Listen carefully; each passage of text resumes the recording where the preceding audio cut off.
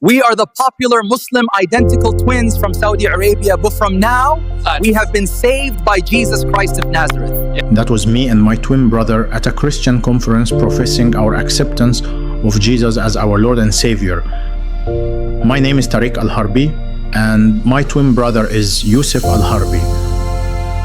We were popular Muslim content creators in Saudi Arabia until recently, when we saw the light and abandoned Islam for Christianity after we had a personal encounter with Jesus.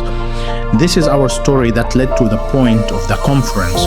My brother and I shared everything from the moment we entered this world. We were born 7 minutes apart on a hot summer night in July 1997 at the King Abdulaziz Medical City in Jeddah. I came first. 7 minutes later, my brother Yusuf followed. The doctors told our mother that we were the most identical twins they had ever delivered. Same weight, same length, same dark hair, same birthmark behind the left ear. When the nurses placed us side by side in the nursery, even our mother could not tell us apart. She had to tie a small green thread around my wrist and a red one around Yusuf's, so she would know who was who during feeding. That was the beginning of a lifetime of being mistaken for each other, confused by teachers, mixed up by relatives, swapped by friends who thought they were talking to one of us when they were really talking to the other. We learned early that being identical twins in Saudi Arabia made you something between a celebrity and a curiosity. People stared at us everywhere we went. They pointed, they whispered, they asked our parents if we could read each other's minds. My father Ibrahim Al-Harbi is a well-known Islamic scholar who spent over 20 years teaching Aqidah, which is Islamic theology, at the Al-Qura University in Mecca. He is not a television sheikh or a social media preacher. He is an academic, a man who has spent his life buried in classical Islamic texts, writing papers on the nature of Allah and the principles of Tawheed, which is the oneness of God.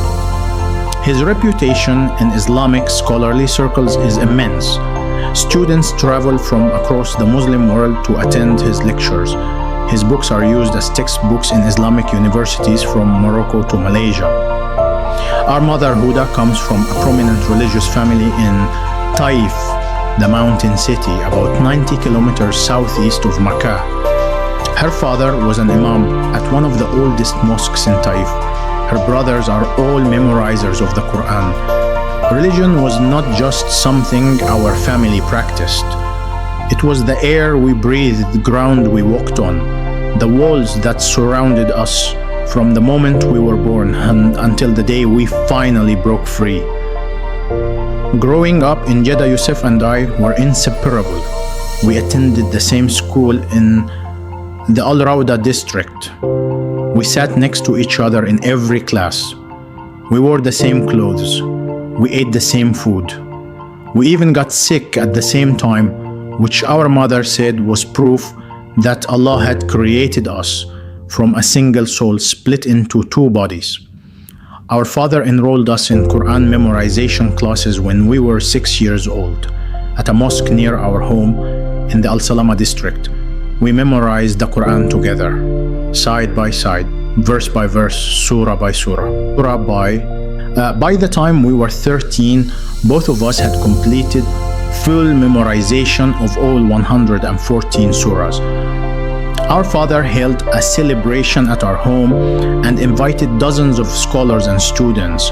He stood between us with his hands on our shoulders and told the guests that his twin sons were his greatest contribution to the Ummah, that we were living proof that the Quran was being preserved in the hearts of the next generation. Everyone clapped, everyone congratulated us.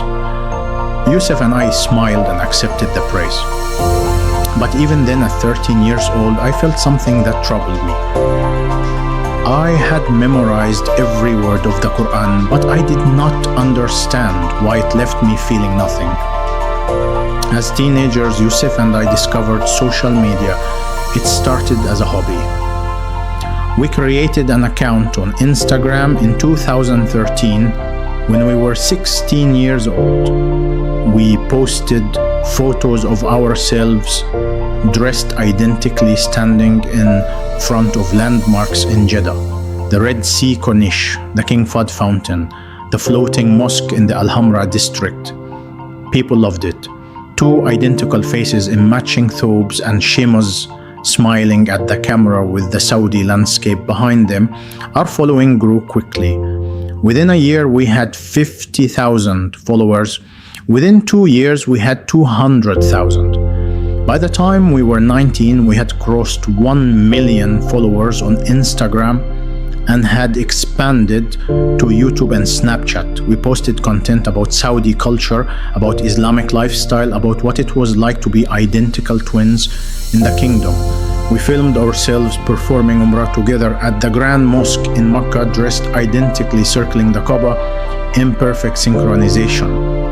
That video alone got over 3 million views. People called us the Miracle Twins, the Blessed Brothers, the pride of Saudi youth. Our father was proud of our online presence because we used it to promote Islam. We posted Quran recitation videos where we recited together in perfect harmony, our voices blending into one because even our voices were identical. We posted videos about the importance of prayer and fasting and charity. We collaborated with Islamic organizations and promoted religious campaigns during Ramadan.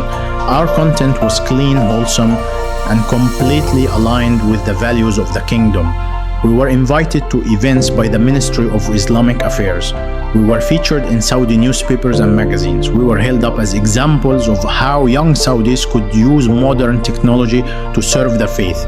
We were the golden boys, the poster children for a new generation of digitally savvy, devout Muslim youth. And every single day I smiled for the camera while something inside me was slowly dying. The emptiness started when I was about 17. I cannot point to a single moment when it began. It was more like a fog that crept in slowly, so gradually that I did not notice it until it had already filled every room inside me. I prayed 5 times a day. I had memorized the entire Quran. I fasted every Ramadan. I performed Umrah more times than I could count. I lived in one of the most religious households in Jeddah with a father who was literally a professor of Islamic theology. I had every spiritual resource available to me that a Muslim could possibly have. And yet, when I prostrated in Salat, pressing my forehead to the ground and reciting the words I had been taught since childhood, I felt absolutely nothing. No connection, no presence, no peace, no sense that anyone was listening on the other side. I was speaking into a void. I was performing rituals that had no meaning. I was going through motions that produced no life. And the worst part was I could not tell anyone. Not my father, who had built his entire career on the certainty that Islam was the complete and final truth. Not my mother, who wept with joy every time she heard us recite Quran. Not our millions of followers who looked to us as models of faith. And not Yusuf. That was the loneliest part, my twin brother. The person I had shared everything with since before birth. The person who slept in the bed next to mine, who ate every meal across from me, who finished my sentences and knew my thoughts before I spoke them. I could not tell him because I was terrified that he would look at me with horror and disgust, that he would tell our father, that he would see me as broken and defective, a twin who came out wrong, a copy with a flaw in the code. So I buried it. I pushed the emptiness down into the deepest part of myself and I locked it away and I smiled for the camera and I recited Quran and I praised Allah with my lips while my heart screamed in silence. I assumed I was the only one suffering. I assumed Yusuf was fine, that his faith was real and strong and genuine, that whatever was wrong with me was mine alone. a defect in my soul that I had to carry by myself. I did not know that on the other side of our bedroom wall, lying in his own bed, staring at the same ceiling, my identical twin brother was fighting the exact same battle, carrying the exact same emptiness, hiding the exact same secret, suffering in the exact same silence. Two mirrors facing each other, both cracked, both hiding the cracks, both too afraid to let the other one see. When I was 18, our father made a decision that changed everything. He announced at dinner one evening that we were moving from Jeddah to Mecca. He had been offered a senior teaching position at Al-Qura University, and he wanted the family to live in the holy city permanently. He said it was a blessing from Allah. He said living in Mecca would bring us closer to God. He said every prayer performed in the Grand Mosque was worth 100,000 prayers performed anywhere else in the world. He quoted the hadith with tears in his eyes and said, "How could any Muslim turn down the opportunity to live in the shadow of the Kaaba?" My mother wept with happiness. Yusuf and I looked at each other across the table and nodded in agreement, because that is what sons of Ibrahim al-Harbi do. They nod, they agree, they obey. We moved into a spacious apartment in the Al-Aziziyah district of Mecca, about 3 kilometers from the Grand Mosque. Close enough that we could walk there for prayers, close enough that the sound of the adhan echoed through our windows 5 times a day like a heartbeat that never stopped. Living in Mecca was supposed to be the ultimate spiritual experience. Every Muslim in the world dreams of being close to the Kaaba. Pilgrims travel thousands of kilometers and spend their life savings just to spend a few days in this city. They weep when they first see the Kaaba. They tremble when they touch the black stone. They prostrate on the marble floor of the Grand Mosque and feel the presence of Allah so strongly that they cannot stand. That is what they say. That is what the books teach. That is what my father told us every single day. But for me, living in Mecca did not bring me closer to God. It made the distance more painful, because now I was standing in the holiest place on earth, surrounded by millions of people who seemed to feel everything I could not feel. I watched pilgrims from Indonesia and Nigeria and Turkey and Pakistan circling the Kaaba with tears streaming down their faces. I watched old men pressing their foreheads to the ground and sobbing with devotion. I watched women clutching the cloth of the Kaaba, begging Allah for mercy, and I felt nothing, absolutely nothing. Yusuf and I performed tawaf regularly, sometimes twice a week. We would walk to the Grand Mosque after Isha prayer, when the crowds were slightly thinner, and join the river of bodies circling the Kaaba counterclockwise 7 times. The Kaaba stood in the center, draped in its black cloth embroidered with gold Quranic verses, massive, ancient, sacred, the direction every Muslim on earth faces when they pray, the spiritual center of Islam. And I walked around it over and over and over, feeling like a man walking in circles in a desert, searching for water that was not there. I counted my steps. I recited the prescribed prayers. I raised my hands toward the black stone and made dua. I did everything correctly, every motion perfect, every word precise. But my heart was a locked room with no one inside it. The more tawaf I performed, the emptier I became. It was as if every circle around the Kaaba was another loop of a chain, wrapping tighter around my soul. I was not getting closer to God. I was getting more trapped. Our social media presence continued to grow after the move to Mecca. In fact, it exploded. Content from the holy city was gold for our audience. We filmed ourselves performing tawaf together. We filmed the call to prayer echoing across the marble courtyards. We filmed the sunrise over the minarets of the Grand Mosque. We filmed ourselves reciting Quran inside the mosque with the Kaaba visible behind us. Every video went viral. Our following climbed past 3 million across all platforms. Brands wanted to sponsor us. Islamic organizations wanted to partner with us. We were invited to religious conferences across the Gulf. We were the twin faces of young Saudi Islam, handsome, devout, digital, everything the kingdom wanted to show the world about its youth. But every video we filmed was a performance.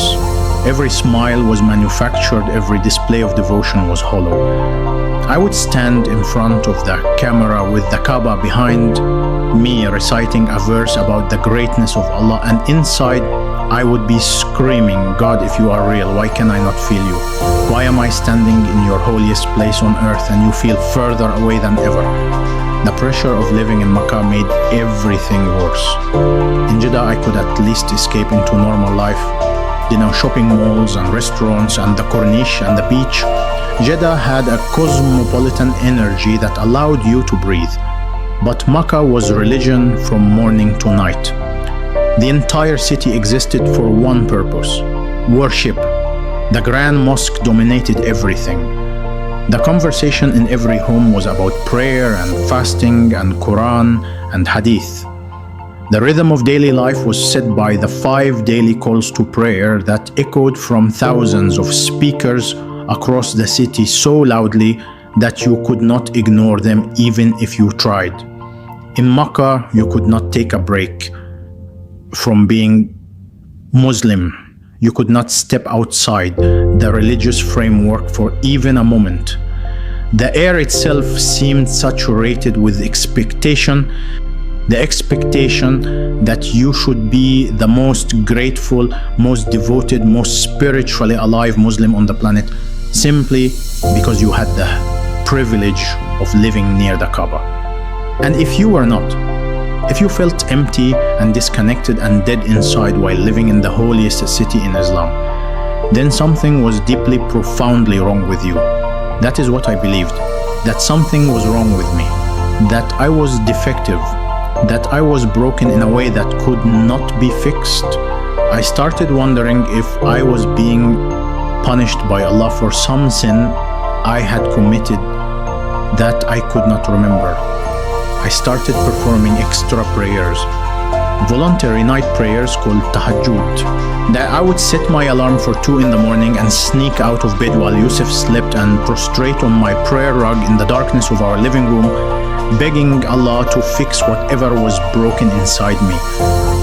I would pray until my knees ached and my forehead was raw from pressing it against the carpet. I would recite entire surahs from memory: Al-Baqarah, Al-Imran, Yasin, Ar-Rahman. I would weep and beg and plead with Allah to speak to me, to give me a sign, to send me a feeling, anything, even the smallest whisper to let me know He was real and that He heard me. But the silence was absolute. Every prayer disappeared into the ceiling like smoke. Every tear fell on a carpet that absorbed it and gave nothing back. I was pouring my soul into a void, and the void just swallowed everything without returning a single drop of comfort. I started having dark thoughts, not about hurting myself, but about disappearing, about walking away from everything, from the camera, from the followers, from the mosque, from Mecca, from Islam itself. I fantasized about getting on a plane and flying to some country where nobody knew my name or my face or my father, where I could sit in a room alone and not have to pretend to believe something I was no longer sure was true. But I could never do that, because leaving would mean abandoning Yusuf. And no matter how much pain I was in, I could not imagine life without my brother. He was the only thing that still felt real to me, the only relationship that still had weight, even though I could not share my deepest struggle with him. His presence alone was enough to keep me anchored to a life I was otherwise ready to abandon. So I stayed. I performed. I smiled. I circled the Kaaba. I recited Quran, I posted content, and every night I lay in my bed, in our apartment in Al Azizia, staring at the ceiling, listening to my brothers breathing in the bed next to mine, wondering if this was all there was.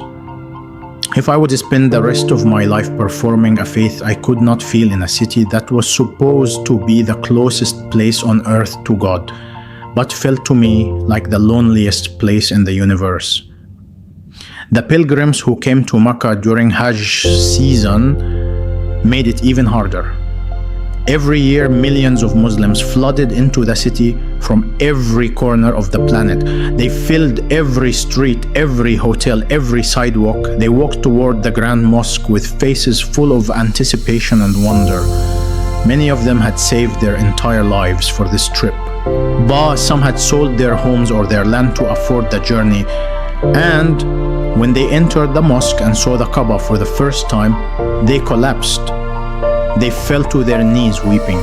They raised their hands to the sky and cried out to Allah with a sincerity so raw it was almost painful to watch. And I stood among them during Hajj season, year after year, watching their devotion, watching their tears, watching their absolute certainty that they were standing in the presence of God. And I wanted so desperately to feel what they felt. I would close my eyes and try to force the feeling, try to manufacture the connection, try to convince my heart to believe what my mind had been taught. But you cannot force your heart to feel something it does not feel.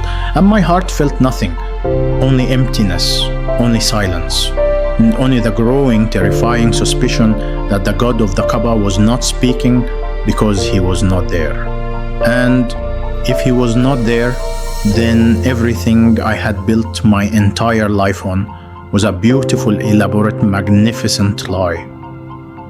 It happened on a Wednesday night in February 2023. I remember the exact date because it was the night my entire relationship with my brother changed forever. We had just returned from Isha prayer at the Grand Mosque.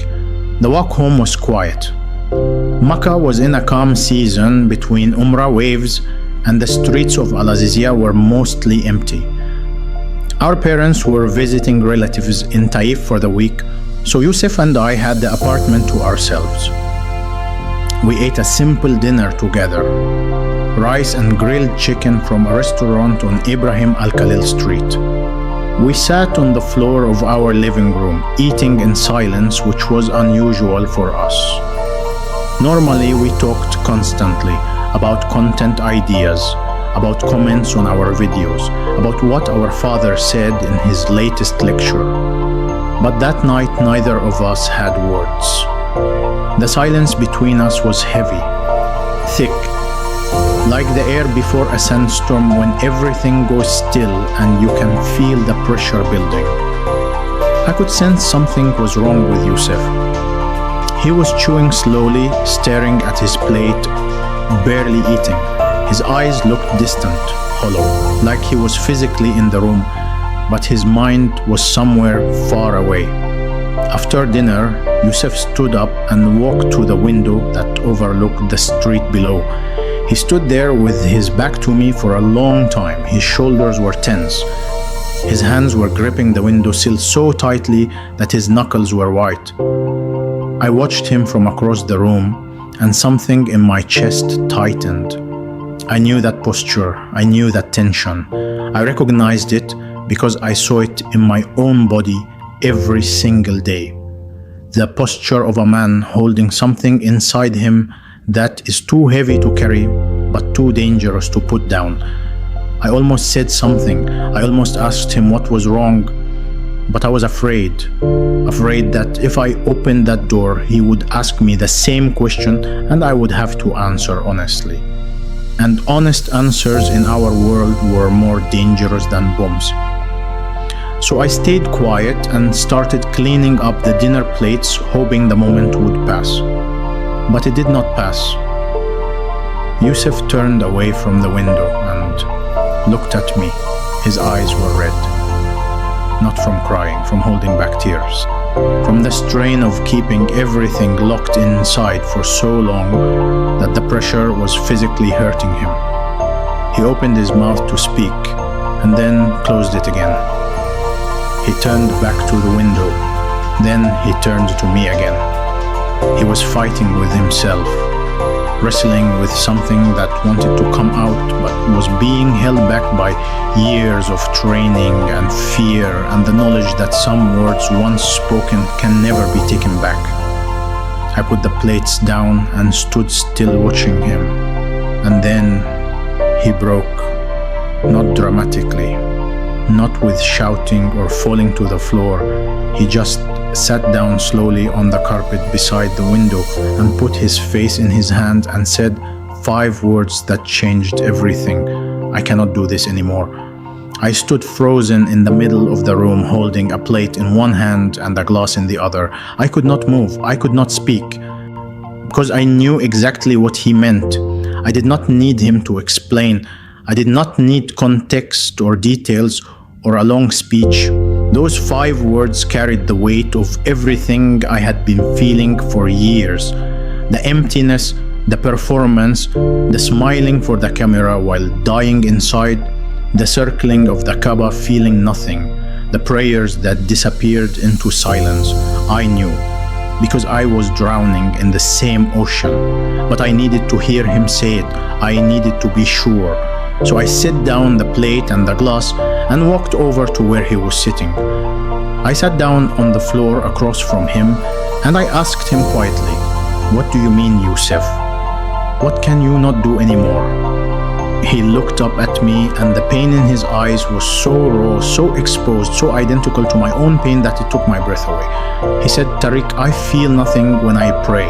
Ado, I feel nothing when I fast. I feel nothing when I stand in front of the Kaaba. I have memorized the entire Quran and it means nothing to me. I have been pretending for years. Every video we film, every prayer we perform, every tawaf we do, I am acting, I'm performing for our Father and our followers and the entire world. And I cannot do it anymore. The weight is crushing me. I think I am losing my mind." The room went completely silent after he spoke. Neither of us moved. We just sat there on the carpet of our apartment in Al-Aziziyah, 2 identical brothers staring at each other with the same broken expression on the same face. And then something happened that I did not plan and could not control. My own walls collapsed. Every barrier I had built to protect my secret crumbled in an instant. Because my brother had just described my exact experience using the exact words I would have used. And the relief of not being alone in it anymore was so overwhelming that I started crying. Not quietly. I wept. My whole body shook. And through the tears, I said, "Yusuf, I have been feeling the same thing. For years, I thought I was the only one. I thought something was wrong with me. I have been praying tahajjud at 2 in the morning, begging Allah to fix me, and He never answers. I feel nothing. I believe nothing. And I have been terrified to tell you because I thought you would hate me." Yusuf stared at me with his mouth open. Then he started crying too. We sat there on the floor, 2 grown men, 2 identical twins weeping together in an apartment in the holiest city in Islam, because we had both been carrying the same unbearable secret alone for years. He crawled across the carpet and grabbed me, and we held each other like we did when we were children, like the world was falling apart and the only solid thing left was each other. We stayed like that for a long time, not speaking, just holding on, letting the tears drain out all the poison we had been storing inside us. When we finally pulled apart and wiped our faces, we sat cross-legged facing each other, and for the first time in our lives, we had a completely honest conversation about faith. No performance, no cameras, no audience, just 2 brothers telling each other the truth. We talked until 3 in the morning.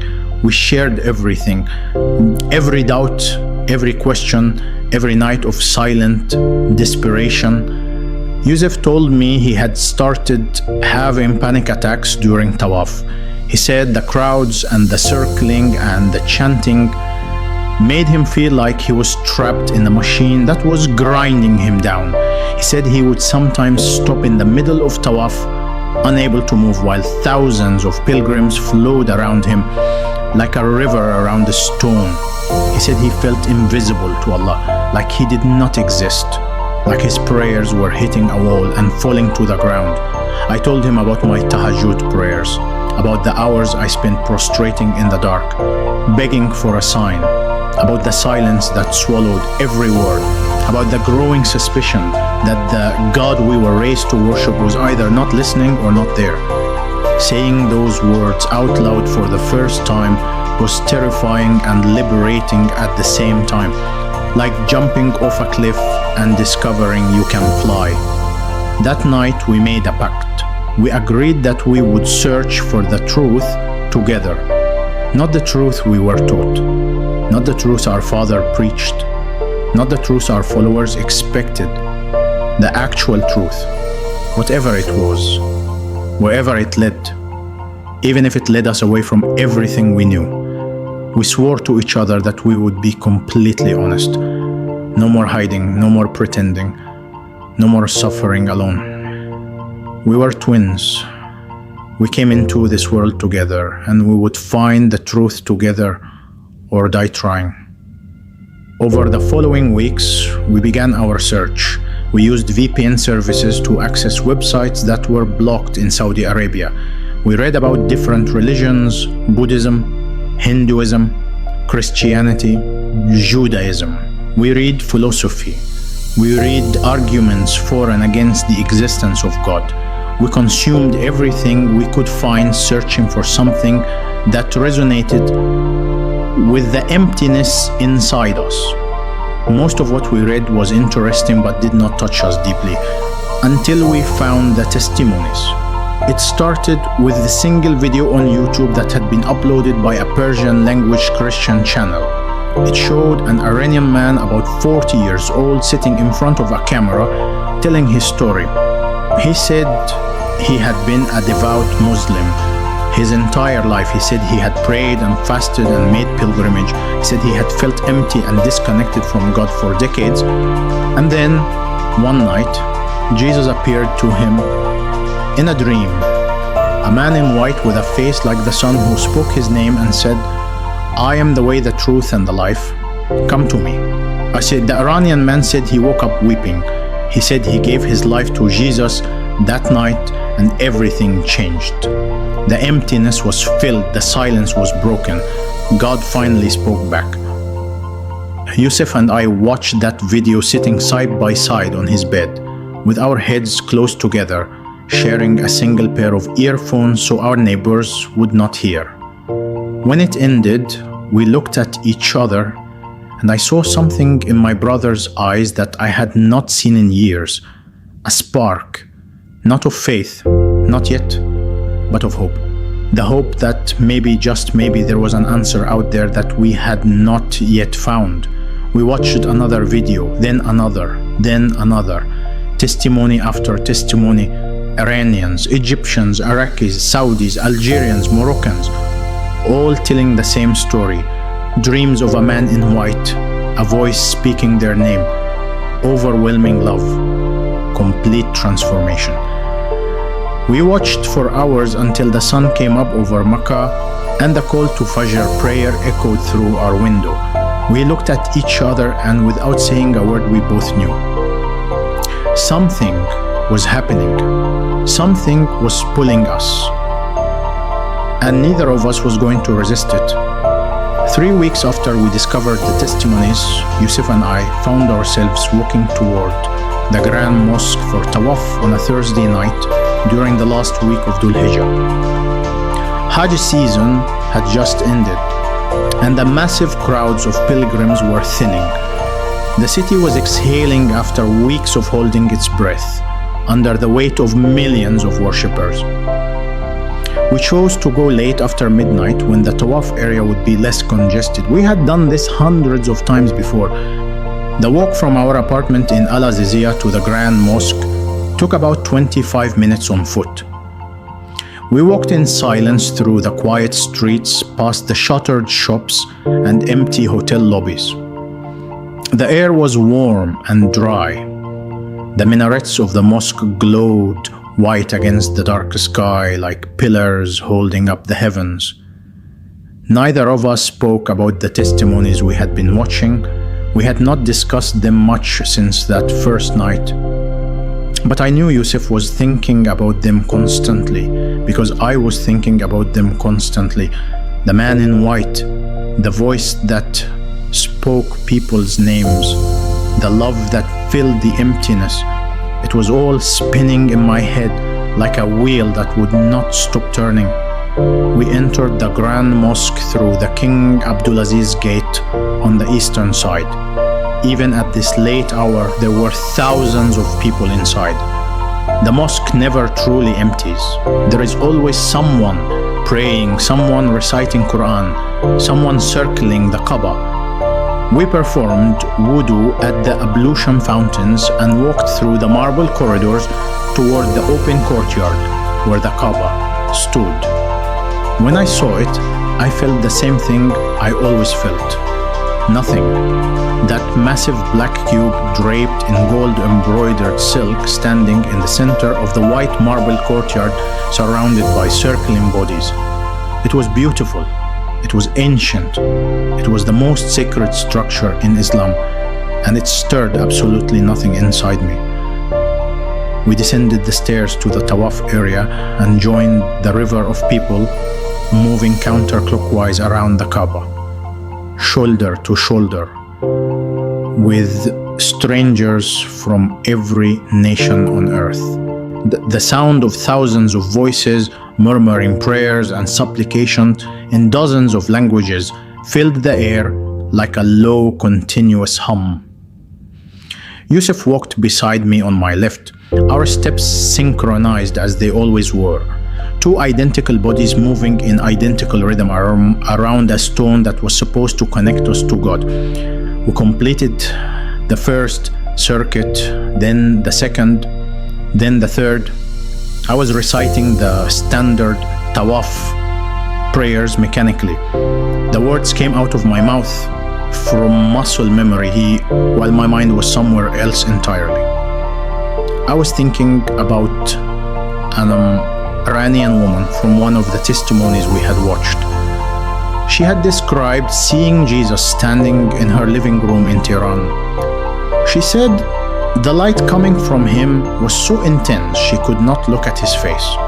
She said he spoke her name and told her he loved her. But she said in that single moment she received more love than 30 years of Islamic practice had ever given her.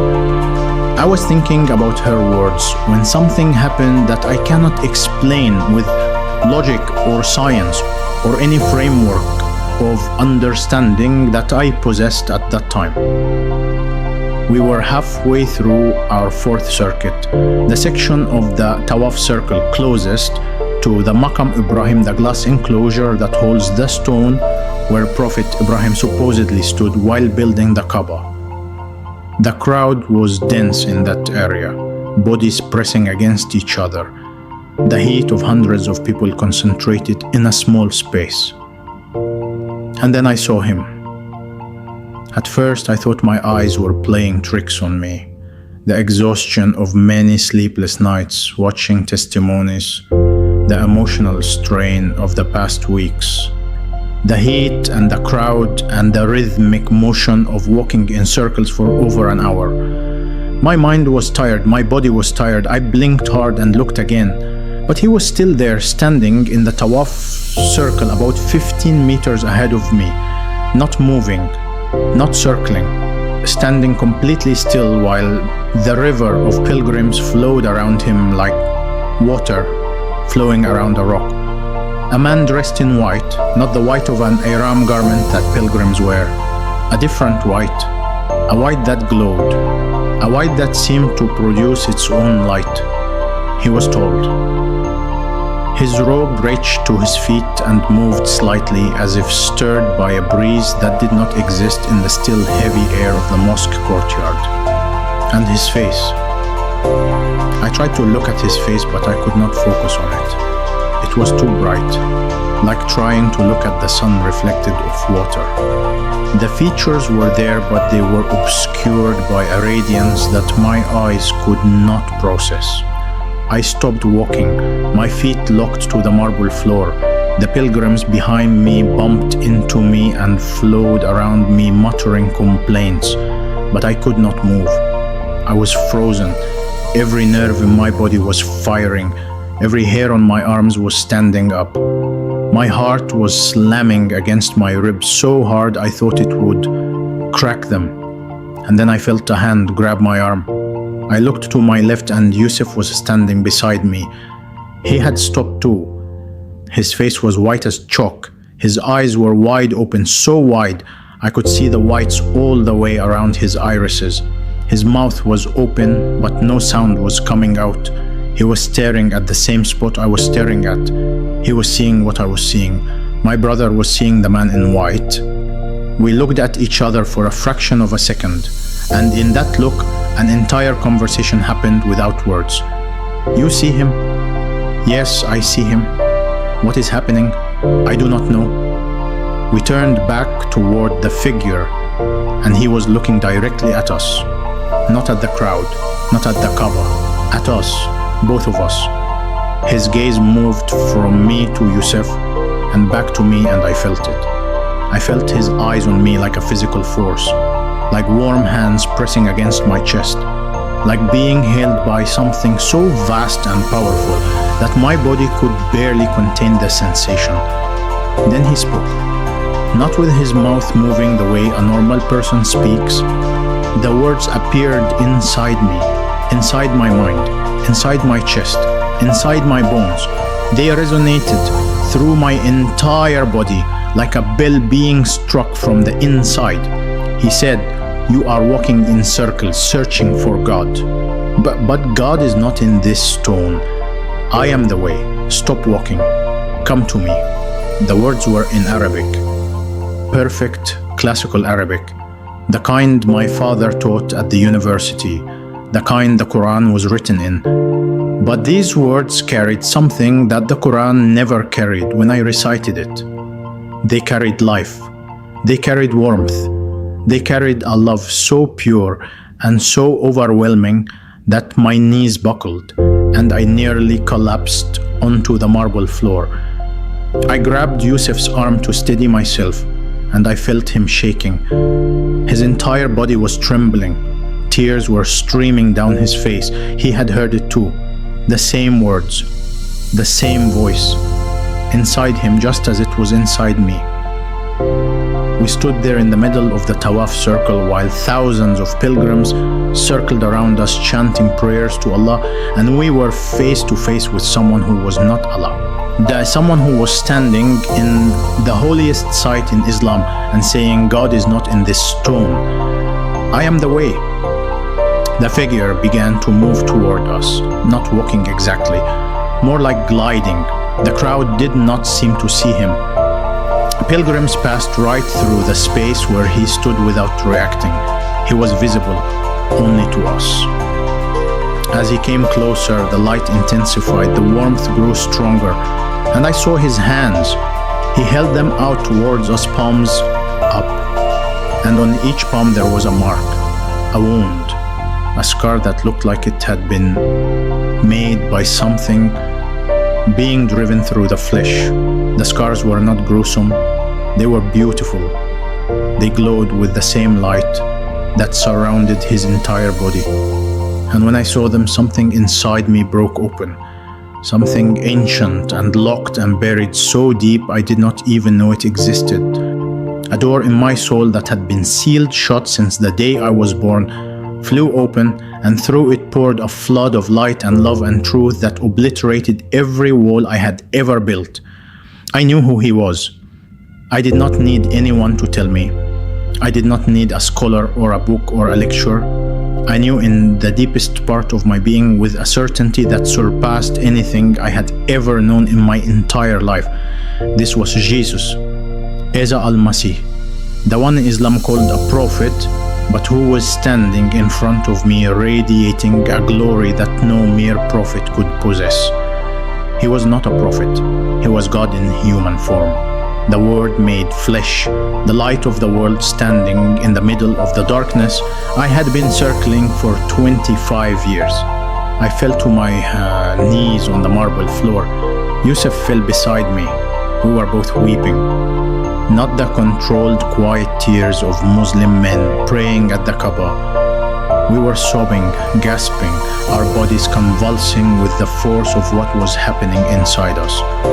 Pilgrims around us probably thought we were overcome with devotion. Two young men weeping at the sight of the Kaaba. How pious, how beautiful. They had no idea that we were not weeping for the Kaaba. We were weeping because the God we had been searching for our entire lives was standing right in front of us, and he was not who we had been told he was. He spoke again. This time the words were softer, gentler, like a father speaking to his children. He said, "I have watched you both since before you were born. I knit you together in your mother's womb. I gave you the same face so that when this moment came, you would see my truth reflected in each other.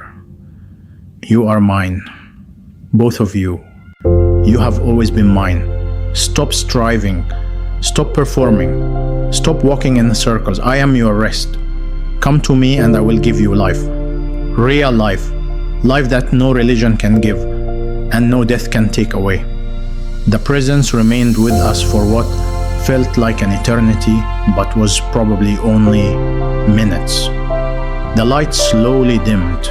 The figure gradually faded, but the love did not fade. It stayed. It settled into my chest like a fire that had been lit in a furnace that would never go out. When I finally opened my eyes and looked around, the tawaf was continuing as if nothing had happened. Pilgrims circling, voices chanting, the Kaaba standing black and silent in the center. Everything looked the same, but everything was different. I looked at Yusuf kneeling beside me on the marble floor. His face was wet with tears, his eyes were closed, his lips were moving silently. I reached over and grabbed his hand and squeezed it. He opened his eyes and looked at me, and in that look I saw everything I needed to see. He had experienced exactly what I had experienced. He had heard the same words. He had seen the same scars. He had felt the same love. We did not need to discuss it. We did not need to analyze it or debate it or question it. We knew. We both knew. We stood up slowly on shaking legs. We turned away from the Kaaba, and for the first time in our lives we walked out of the Grand Mosque not as Muslims circling a stone, but as followers of Jesus Christ walking toward the light. We did not speak during the entire walk home. 25 minutes of silence through the empty streets of Mecca, our feet hitting the pavement in perfect synchronization as always. That two identical bodies, two identical faces, and now two identical transformed hearts. When we reached our apartment, we went inside, locked the door, and sat on the floor of the living room in the exact same spot where Yusuf had first confessed his emptiness to me weeks earlier. We sat there in silence for a long time. Then Yusuf spoke.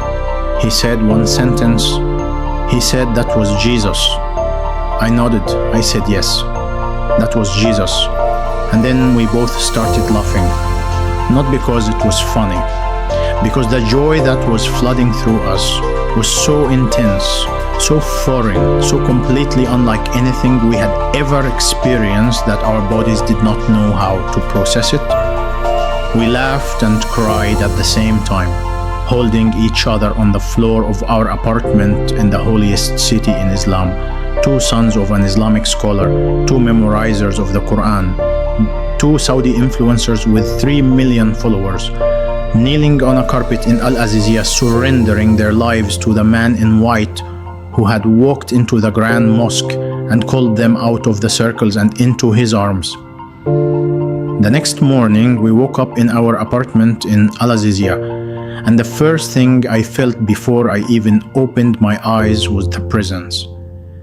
It was still there, the warmth in my chest, the peace that had settled into my bones during the night. For a moment, I thought maybe I had dreamed the whole thing. Maybe my exhausted mind had invented the man in white at the Kaaba. Maybe it was a hallucination caused by sleep deprivation and emotional strain.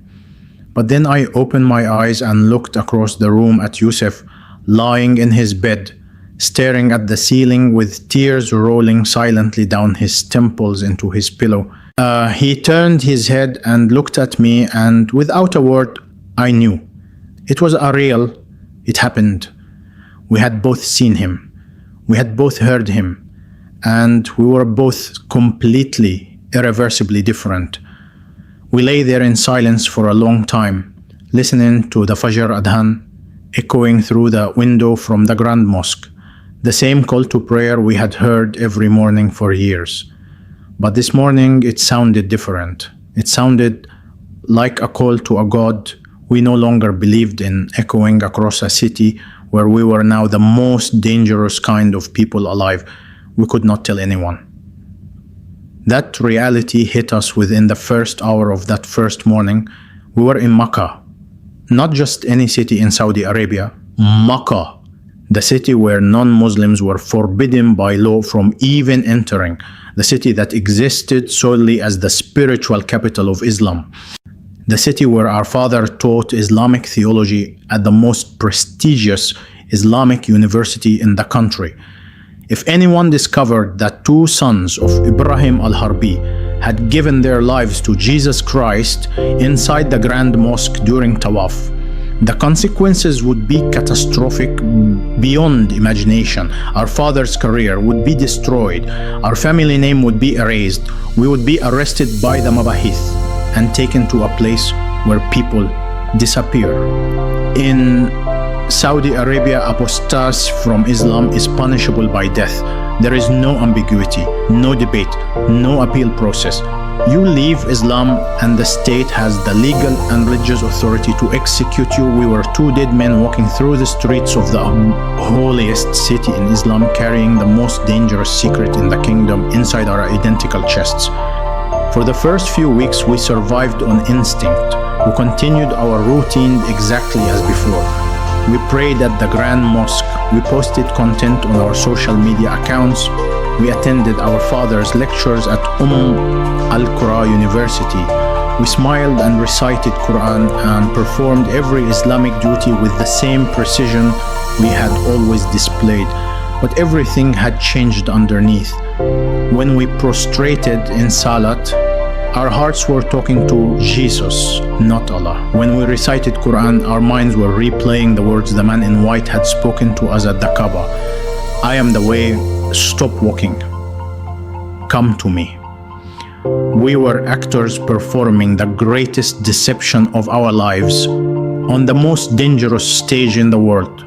And every moment of every day we were terrified that someone would see through the performance, that our father would notice something different in our eyes, that a follower would detect a change in our tone, that the mask would slip for just 1 second and everything would come crashing down. We needed a Bible. We needed to understand who Jesus was beyond the encounter at the Kaaba.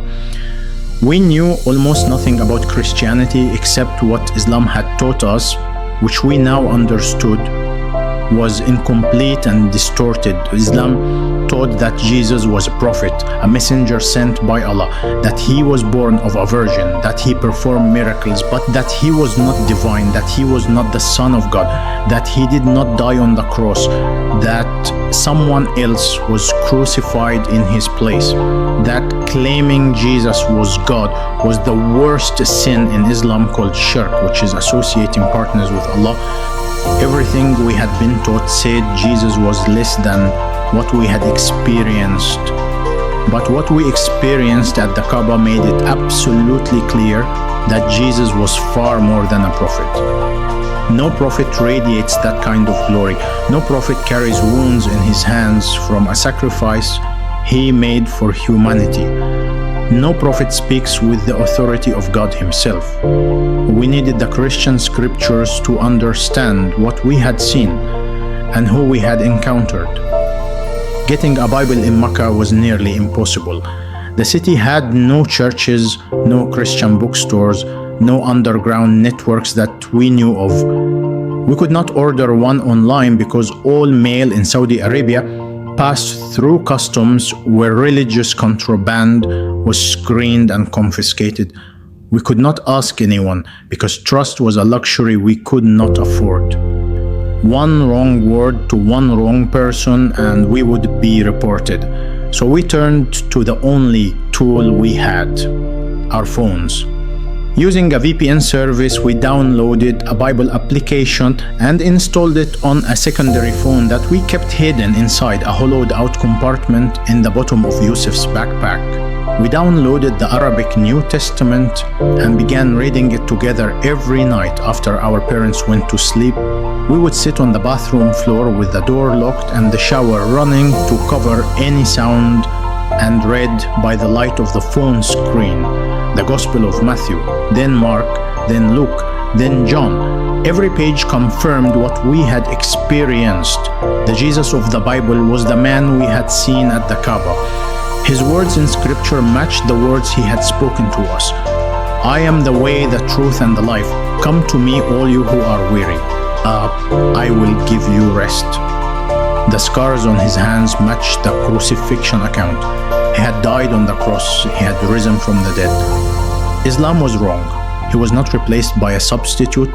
He willingly laid down his life as a sacrifice for the sins of humanity. And he was alive. We had seen him alive with our own eyes, standing in the middle of the Grand Mosque, reading the Bible in the bathroom of our apartment in Mecca with the shower running became our nightly ritual. We devoured the scriptures like starving men finding bread.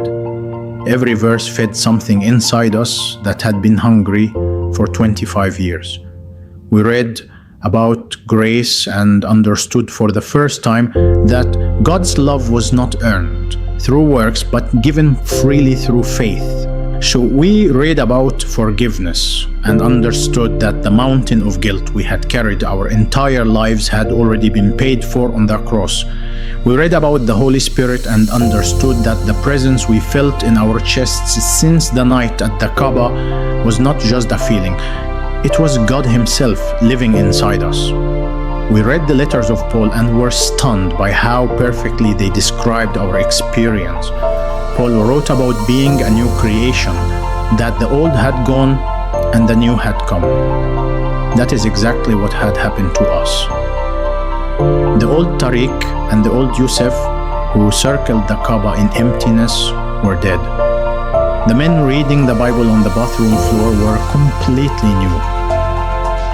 After about 2 months of reading in secret, we knew we needed community. We needed other believers. We could not grow in faith alone in a bathroom in Mecca. We searched online through encrypted channels and Christian forums that operated in Arabic. We found references to underground gatherings of Christian foreign workers in Jeddah. Small groups of Filipinos and Indians and Ethiopians and Eritreans who met in secret apartments to worship Jesus. We could not travel to Jeddah frequently without raising suspicion, but we managed to connect with a network through an encrypted messaging application. A man named Samuel, who was an Indian Christian working as an engineer in Jeddah, became our lifeline. He communicated with us through disappearing messages that deleted themselves after being read. He answered our theological questions. He sent us audio recordings of sermons. He prayed for us daily. He told us about the underground church in Saudi Arabia, how it operated in the shadows, how foreign workers risked deportation and imprisonment to gather and worship, how Bibles were smuggled into the country, hidden inside other books and packages, how the body of Christ was alive and growing in the most hostile environment on earth. Samuel also told us something that shook us deeply. He said, "We were not the only Saudis who had encountered Jesus." He said there were others. He did not give us names for security reasons, but he said, over the past decade, a small but growing number of Saudi citizens had come to faith in Christ through dreams and visions. Some had fled the country, some had been caught and imprisoned, some had disappeared, but some were still inside the kingdom living exactly as we were.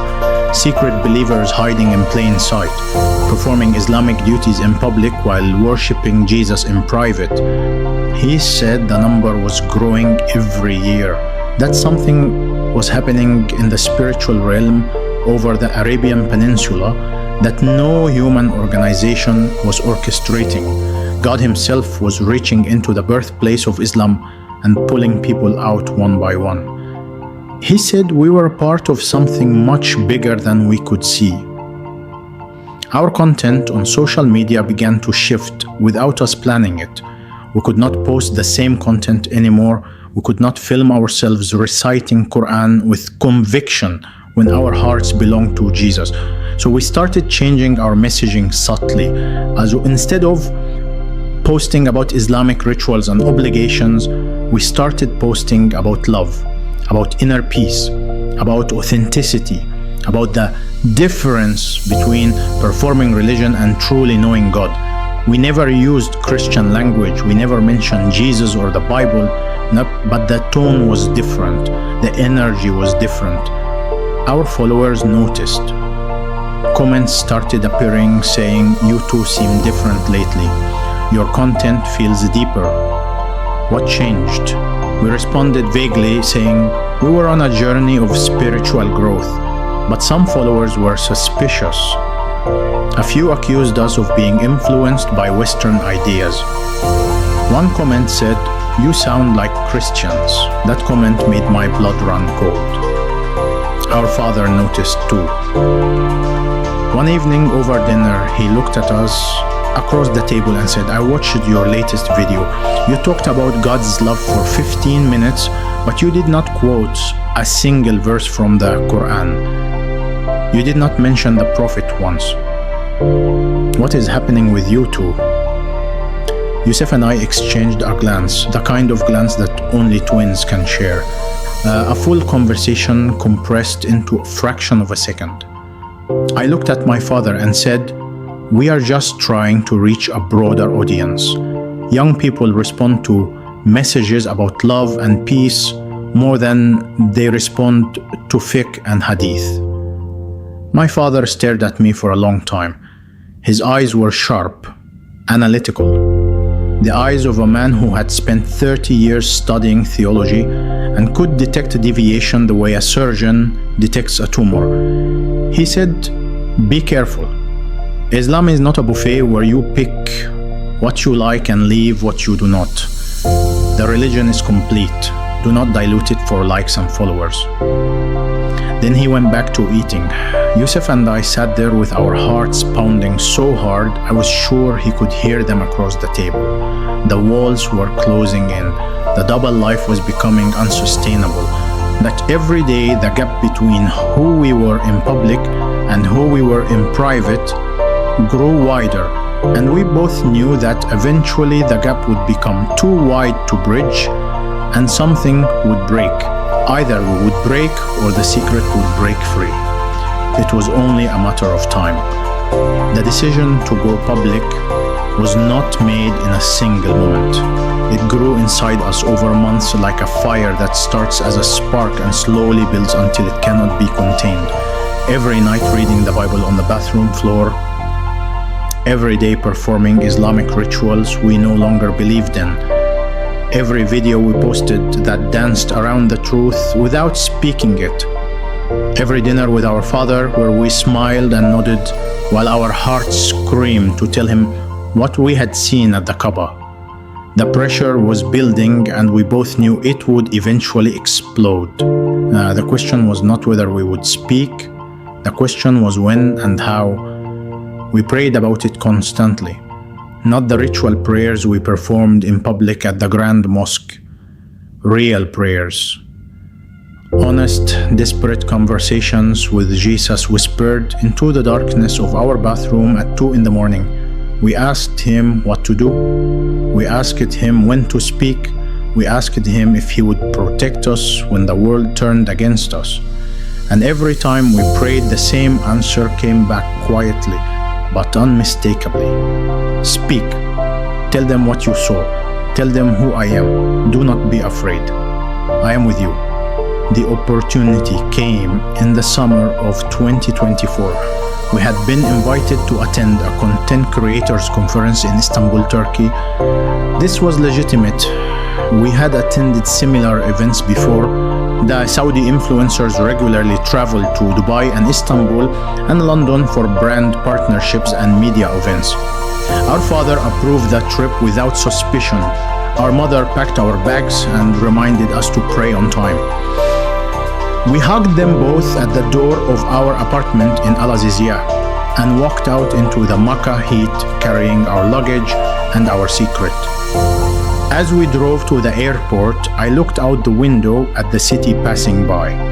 The minarets of the Grand Mosque rising above the skyline, the hotels and shopping malls and highways that surrounded the holiest site in Islam, the pilgrims walking along the sidewalks in their white ihram garments, heading toward the Kaaba to circle it the way we had circled it hundreds of times.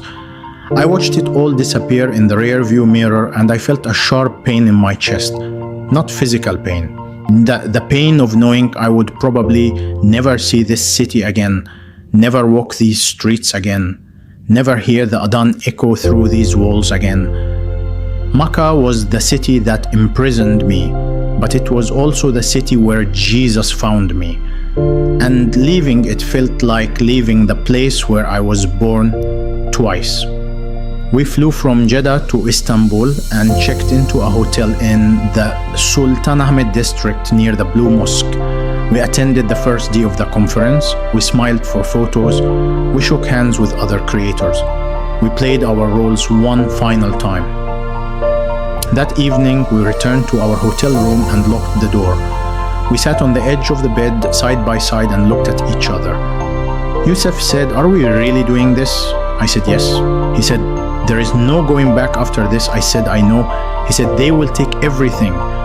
Our accounts, our followers, our money, our family, our names, our country, everything." I looked at my brother, my identical twin, the person who shared my face and my blood and my secret and my savior. I said, "Yusuf, we gained everything the night Jesus appeared to us at the Kaaba. Whatever they take from us tomorrow cannot compare to what he gave us that night." Yusuf nodded. He reached over and squeezed my hand. Then he said, "Let us do it." We had arranged through Samuel's network to connect with a Christian media organization that operated in Turkey. They documented testimonies of persecuted believers from the Muslim world and distributed them through secure channels.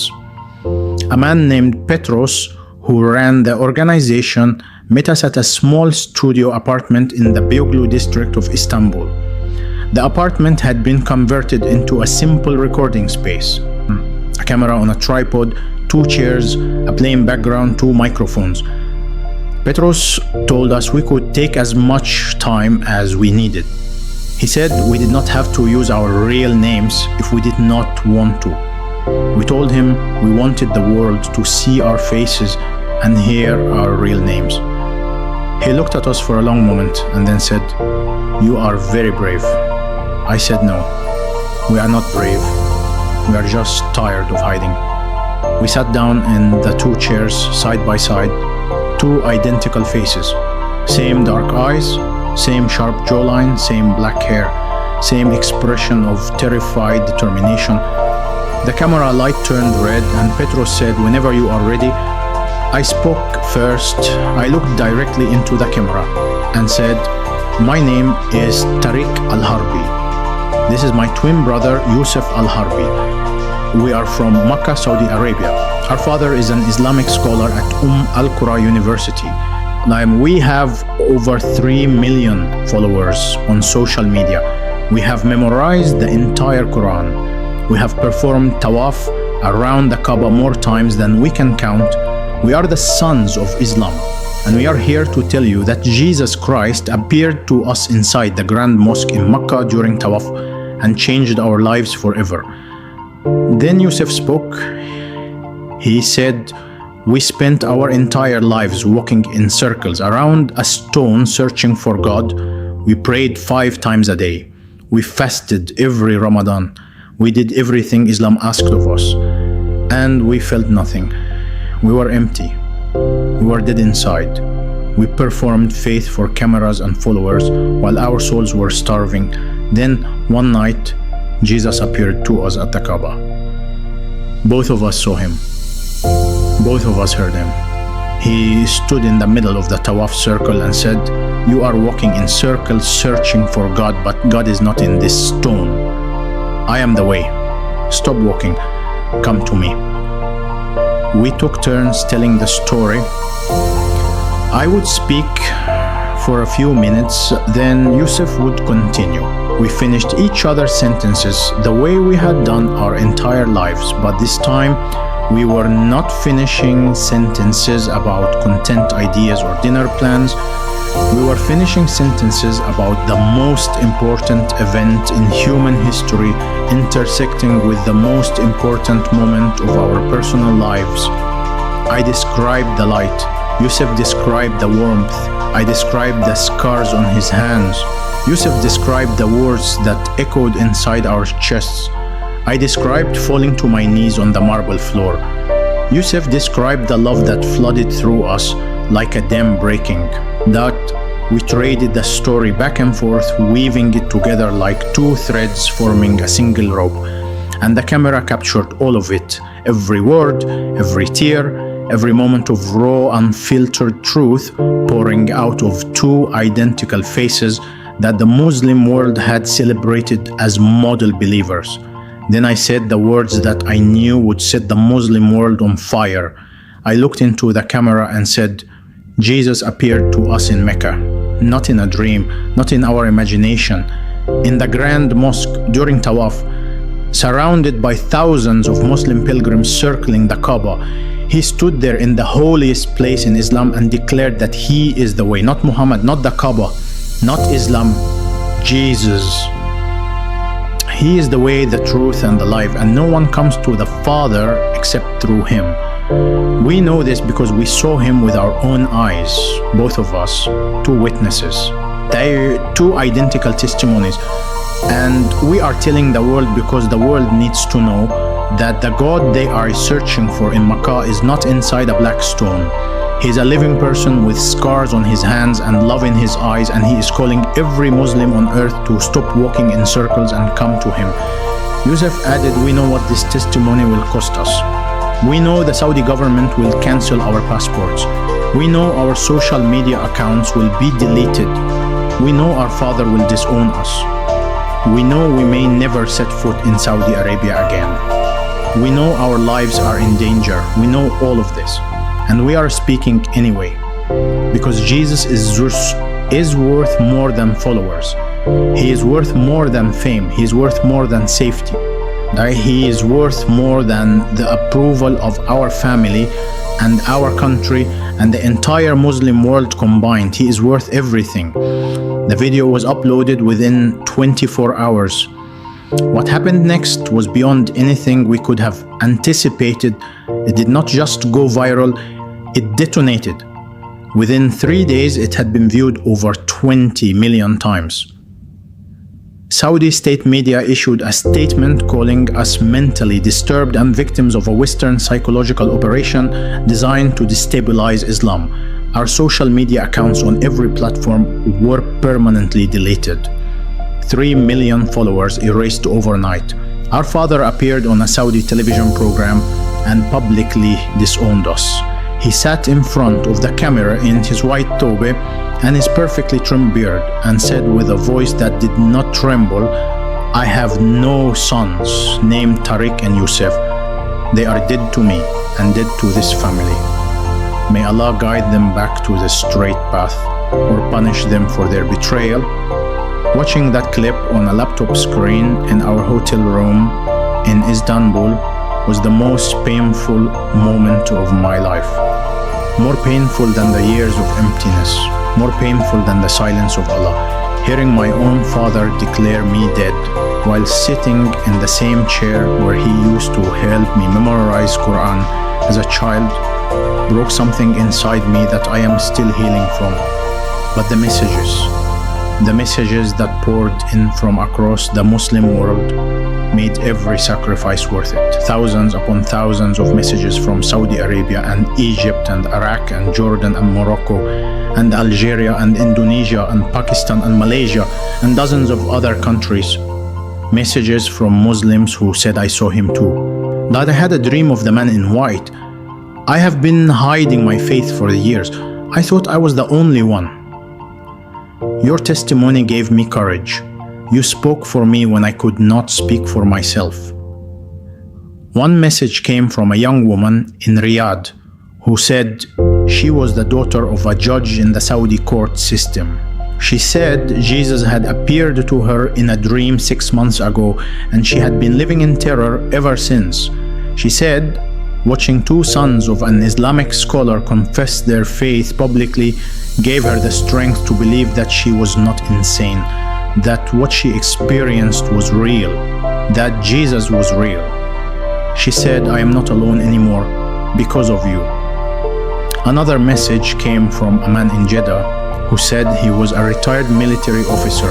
He said he had encountered Jesus during Hajj 3 years ago, but had never told a single soul. He said our testimony broke the chains of fear that had kept him silent, and he was now ready to live openly for Christ, whatever the cost. We are still in a secure location that I will not name for safety reasons. We have applied for asylum and are being supported by Christian organizations that help persecuted believers from the Muslim world. We have lost everything the world says matters: our country, our family, our fame, our followers, our income, our identity as Saudi citizens. All of it gone. And yet sitting here next to my brother in a small apartment with nothing but the clothes we packed for a trip we knew we would never return from, I can tell you with absolute certainty that we have never been richer. Because we have Jesus, and he is worth more than every follower, every real, every passport, and every earthly kingdom combined.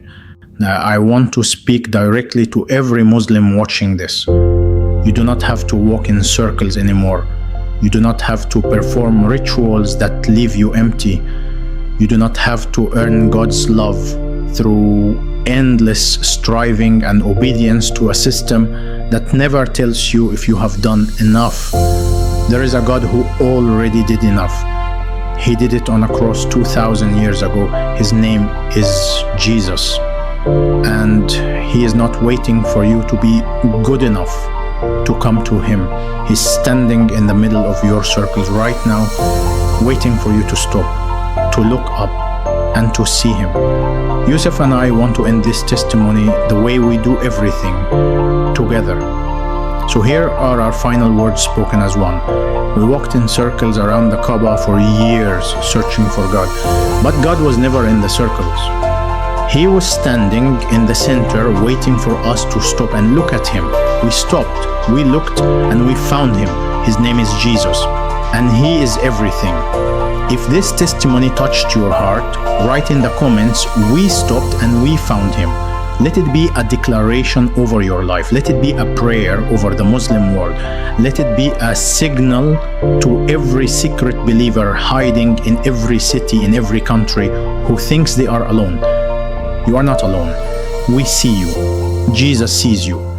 And the day is coming when every circle will break and every knee will bow and every tongue will confess that Jesus Christ is Lord.